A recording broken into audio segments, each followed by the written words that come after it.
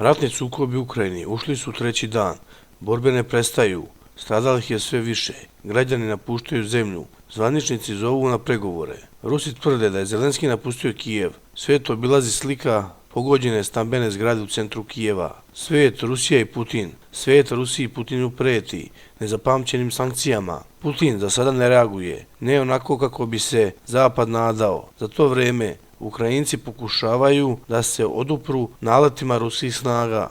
Kremelj, pošto je Ukrajina odbila razgovore, ruska vojna operacija je nastavljena. Putin je naredio trupama da zaustave operaciju Ukrajine, ali je ona nastavljena nakon što je Kijev odbio da pregovara, rekao je Peskov. Moćni raketni sistem TOS-1 ide prema Ukrajini. CNN je objavio snimak iz Rusije na kojoj se vidi veoma moćan raketni sistem TOS-1. Ovaj bacač raketa nalazi se na kamionu i kako piše CNN ide prema Ukrajini.